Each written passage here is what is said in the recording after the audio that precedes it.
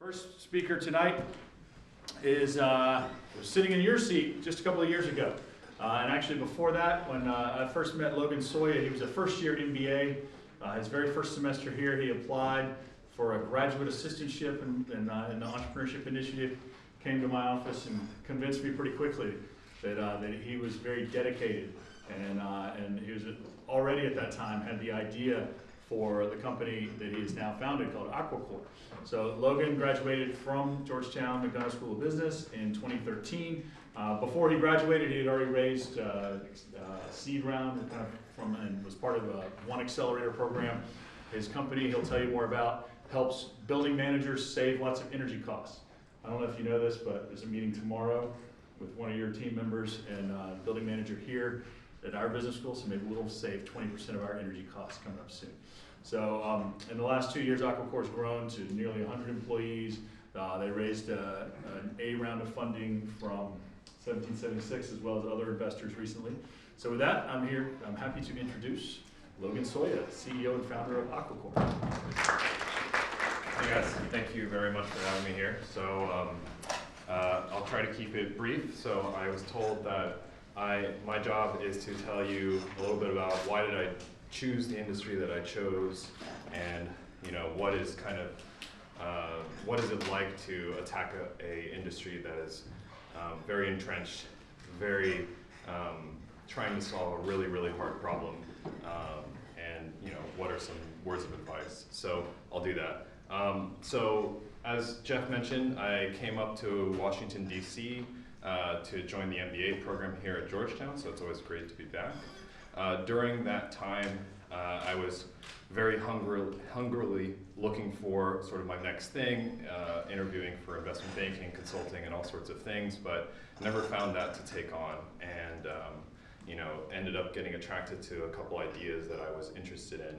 I'm a physics undergrad, so I was always interested in energy, and was always tinkering with sort of data collection and those devices and sensors that you can open and close blinds and shutters and things like that. I thought was super cool.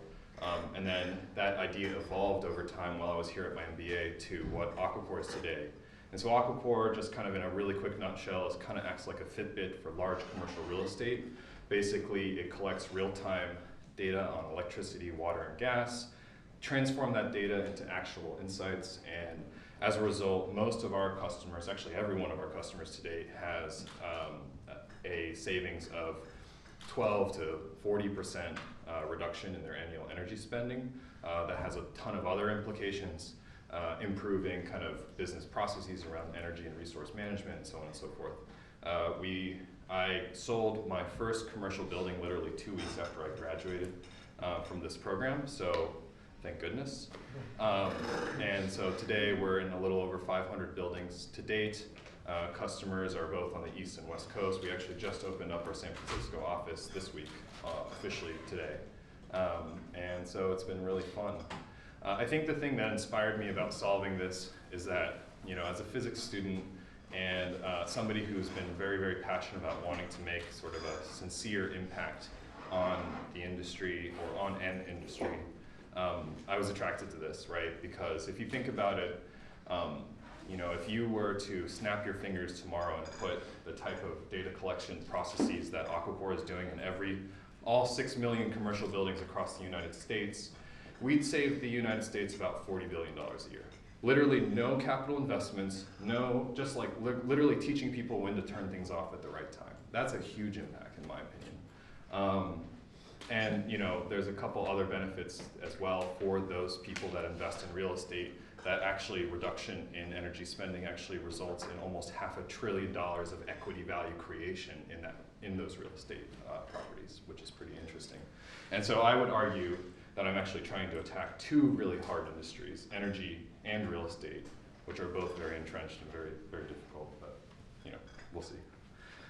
So far it's been a really great run. It's been ups and downs. I think I would say that in my 2013 timeframe while I was still finishing my MBA, I was one pretty stressed out, really scared individual. But luckily that financing came through, those couple buildings came through, and I just constantly pivoted, constantly innovated, constantly pushed sort of the envelope on trying to understand what it is that my customers were explaining to me. And I'll use that to kind of pivot into sort of the second part of the question here, which is kind of what is it like to attack a really impactful industry like healthcare, or education, or real estate, or energy. And I think my synopsis is that it's entrenched for a reason. It's highly regulated. There's a lot of people that care a lot about what it is that they do.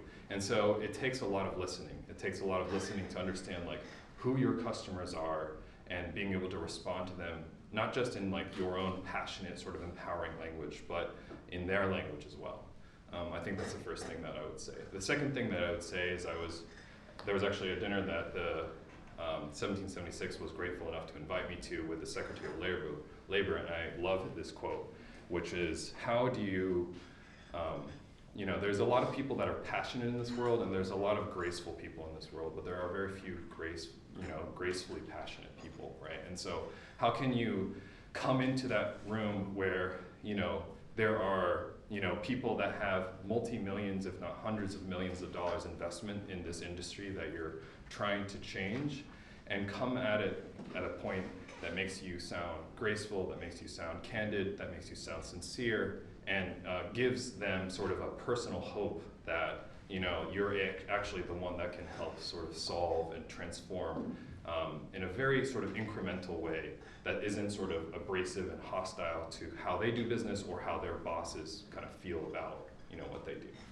I think those are two things that I would mention for those that are thinking about attacking an industry like this. I think the last thing that I would mention is that it's going to take time, and so don't expect something to be viral. It's going to take persistence. My personal experience around persistence was rowing, actually. So my undergraduate degree, while I was doing that, I was a competitive national rower. We basically woke up 5:30 in the morning, 6 days a week. We worked out twice a day. It was a 4-year process for us to get to a silver medal at the national title. And so for me, I remember every morning there's this, when you kind of put your boat on the shoulder with your team members, there above the boat there was this sign that said, "Persistence prevails when all else fails," right? If you want to change an entrenched industry, persistence will prevail, right? So like, again, don't expect it to be overnight, but one morning you'll wake up and you'll realize like the problems you're solving now are way bigger and way harder than the problems you were solving a year ago. And that's really exciting, but you have to have the persistence to realize that you've got to break through and get there. So I think that's, those are sort of 3 things that really can come to mind. And hopefully I can leave it there and let these other guys talk for